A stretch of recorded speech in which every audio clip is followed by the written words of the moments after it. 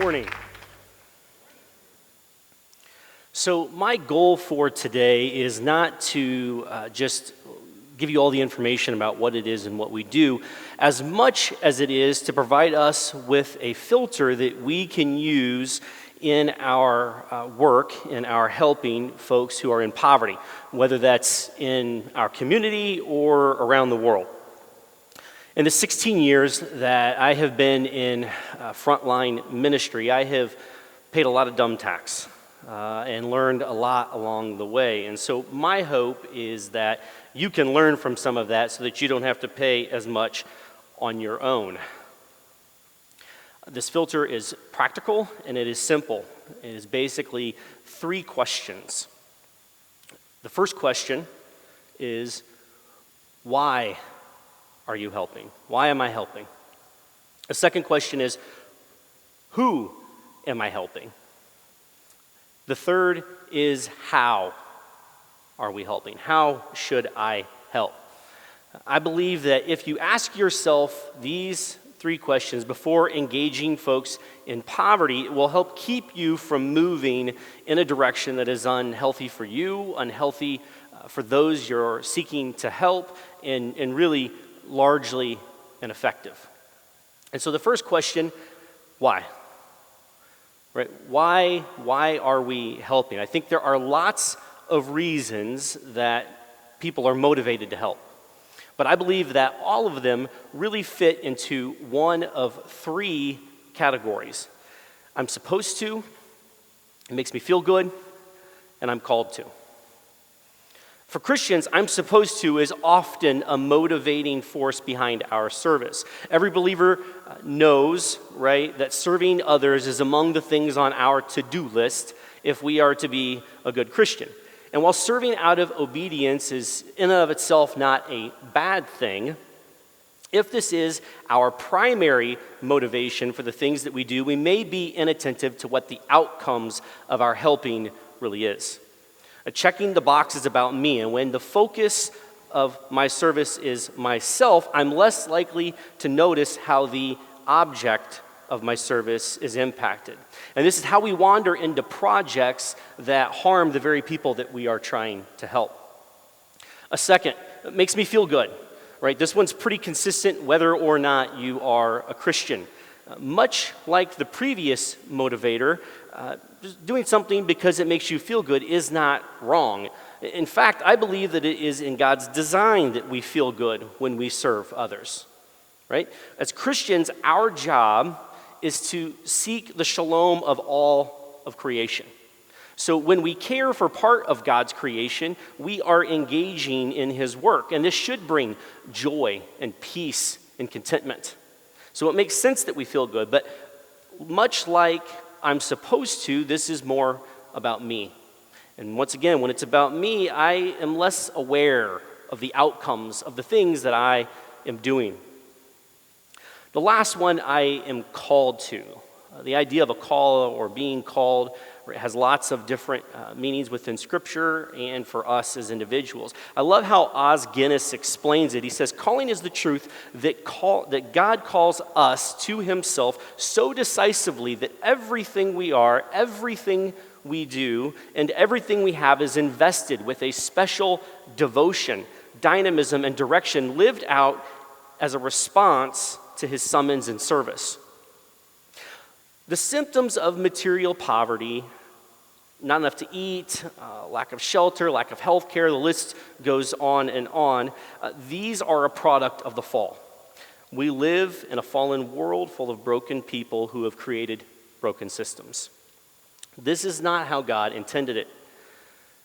God has placed a call on all who believe to engage in the ministry of reconciliation. Through the power of the Holy Spirit and the blood of Jesus Christ, we are to be ambassadors for Christ, seeking the restoration of every person into right relationship with God, themselves, others, and all of creation. When our helping is born of a desire for every person to experience this, we begin to move from self-focused to other-focused. This also forces us to see people beyond the material. While our mission may be focused on alleviating certain symptoms associated with poverty, as part of this restorative process, if our vision does not include addressing the spiritual poverty every person experiences, including us, then our why lacks eternal purpose. I like Henry Nouwen's advice as it relates to discovering our own individual callings. Nouwen said, "We are not called to save the world, solve all the problems, and help all the people. But we each have our own unique call in our families, in our work, in our world. We have to keep asking God to help us clearly see what our call is and to give us the strength to live out that call with trust. Then we will discover that our faithfulness to a small task is the most healing response to the illnesses of our time." So that brings us to who? Who is it exactly that we're helping? The truth is, all different kinds of people, right? You do not have to do this kind of work for very long before you realize that the folks experiencing material poverty, all of them, their stories are very different. The one thing that is consistent in every situation that I've encountered over the last 16 years is that they were all the result of some combination of bad luck, bad systems, and bad choices. The degree of each of these varies wildly, but all of them play a role. Because of the complexity this creates, the notion that a single solution, like the poor just need to get jobs, is intellectually bankrupt.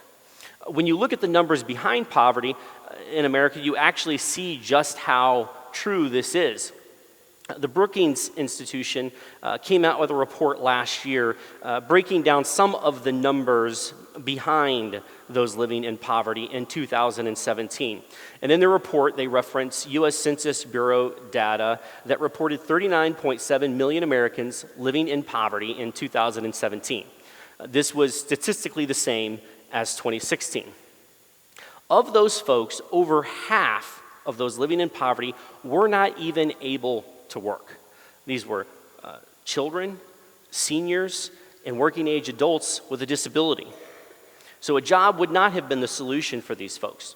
Of the remaining 18.4 million, 13% worked full-time all year and still lived in poverty. Another 31% of that remaining group worked less than full-time and lived in poverty. 1 in 3 of those working less than full-time, however, did so involuntarily. They simply couldn't find the full-time work that they needed. Does this mean that we should abandon helping folks to acquire meaningful employment by which they can provide for themselves and their families? No, of course not. It just means that we have to understand this is part of a solution for addressing material poverty, not the solution. So what does this matter to our who? Well, we have to understand that those that we are working with are not just people unwilling to work. That this is much deeper and much more complicated of an issue than that. Now for Jake, this work issue was part of the solution. Jake was a 26-year-old guy who had been in and out of trouble for much of his life. And when he and his girlfriend Tanya came to Salt and Light, he was actually still wearing an ankle bracelet, and not the fashionable kind. And so, Jake, this was something that had been kind of a norm for him. And Jake and Tanya came to us as part of the TANF program. So TANF is Temporary Assistance for Needy Families. It's a federally funded but state-ran program that helps families with children in a variety of ways. And one of those ways is through cash assistance. And so Jake and Tanya were both required to volunteer up to 20 hours a week, and they would earn minimum wage for each of those hours. Both of them had a young child that they brought into their relationship, and to say that their home life was dysfunctional would be an understatement. As they struggled to figure out how to relate to one another in a healthy way, Jake's battles with alcohol actually made a difficult situation much worse. Eventually, their relationship imploded, and they kind of went their separate ways, but Jake continued to volunteer at Salt and Light. And Jake was a great volunteer, actually. The stuff that he had going on outside of that space, he didn't bring into it, that's for sure. I mean, we were unaware for a while until we were forced to see what was going on and then engage him in that. But he was always smiling and friendly and engaging, and he would do whatever we asked without hesitation.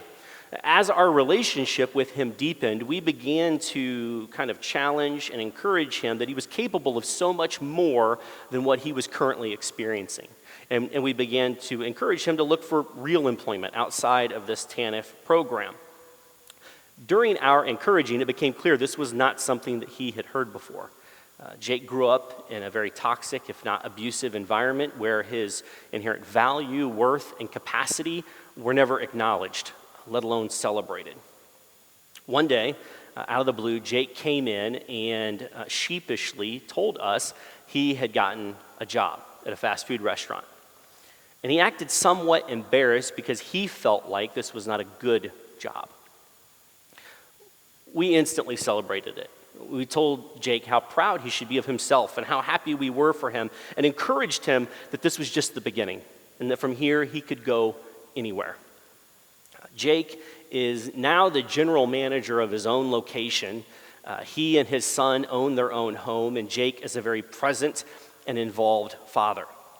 Now, this is not the story of every person that we work with, but it was Jake's. And this is, I think, where it really gets tough, because I think that we have to really wrestle with the fact that if we think the only people that we're helping through our work are the Jakes, we probably shouldn't be doing it. The reality is, we are broken people too. Just because our story doesn't sound like Jake's, or because we have accepted the grace that God has offered us, that doesn't mean we have arrived.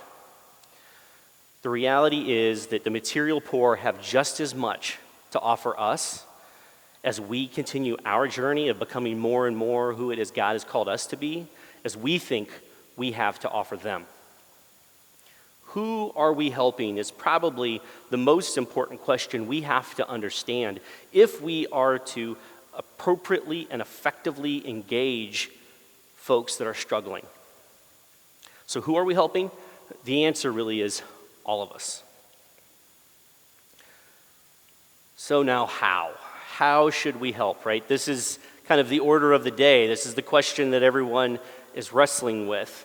And certainly it's not unique to your community or my community. I've interacted with folks all over the country, and as we have folks here from all over the world that are wrestling with this question. Our organizations, programs, and services will obviously all look very different depending on the symptom of material poverty that we are trying to address.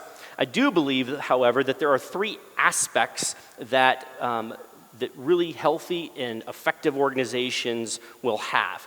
They should really be relational, they should be reciprocal, and they should be regenerative. So relational. First, hear me. No one, and I mean no one, wants to be someone else's project. Okay? Meaningful change almost always occurs as part of a mutually beneficial relationship. At Salt and Light, we welcome participants, volunteers, and staff into relationship to be a part of our family.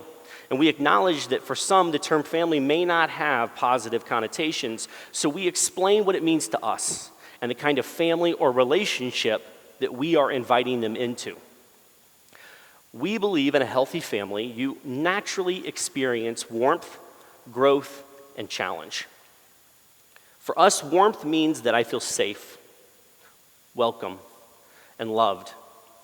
Like any family, there is bound to be conflict, but when warmth is a part of our family, conflict can be navigated in a way that actually brings us closer instead of pushing us apart.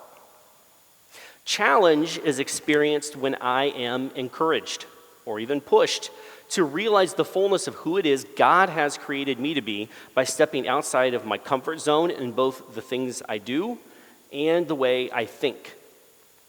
And growth happens naturally when warmth and challenge are in appropriate balance. Next, it needs to be reciprocal. We have to move away from doing for people into working with people. When we do for someone something that they can or could do for themselves, we actually diminish and disempower them. If we do it long enough, we create dependency and entitlement.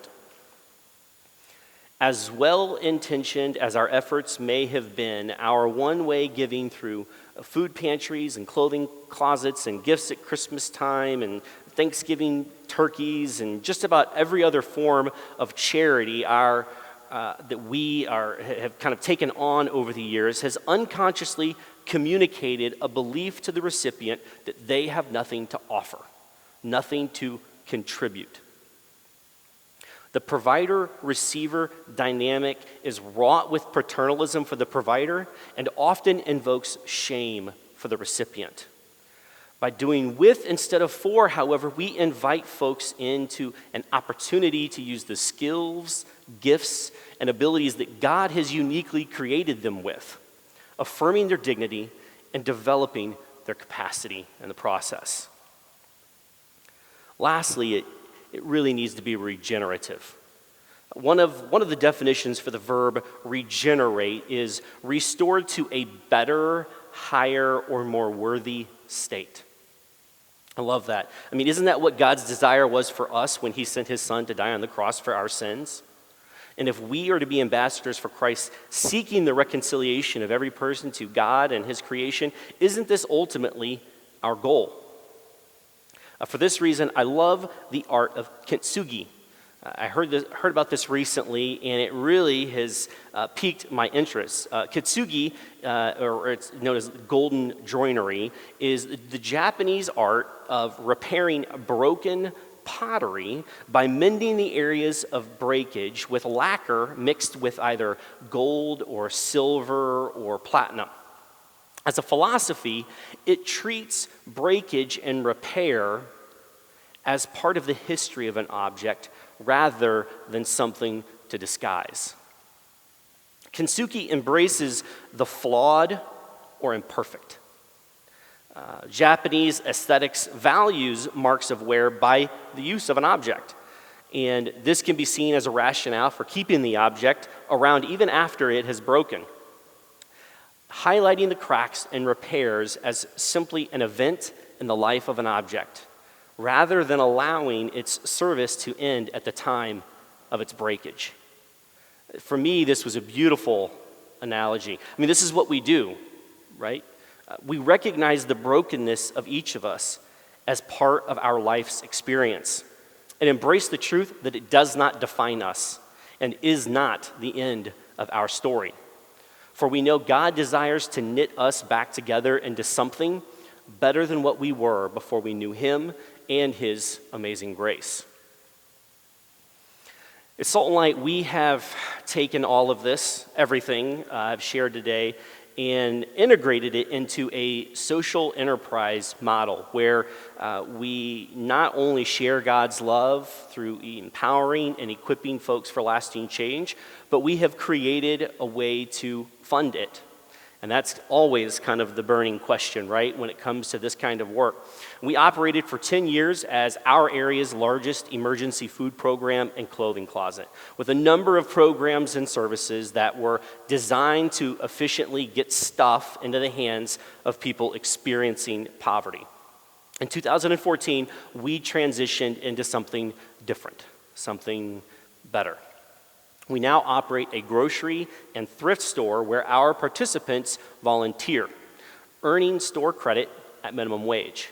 They can then use this store credit to buy what it is their family needs. Our stores are also open to the general public, with the money spent helping to fund the store credit that our participants earn, other educational programs and services that we offer, and the majority of our operational overhead. So before our shift, we had a staff of 3 full-time and 3 part-time employees with a total operating budget of just under $400,000. And it was a 100% donation-based, funded through individuals, churches, and businesses in our community. In the 5 years since, we have grown into an organization with 45 full and part-time employees in addition to our credit-earning participants. Many of these employees were actually clients in our old model or stood in line at others. Our total budget today is $2.5 million, and about 85% of that is funded through revenues generated by our retail operations. Our vision was to fight poverty with dignity, and God has done more with that than we could ever have imagined. Please continue to ask the difficult questions and wrestle with the answers. Because if it seems simple, it's probably wrong. This kind of work is not simple. It is not easy. It is messy, it is exhausting, and at times it's frustrating.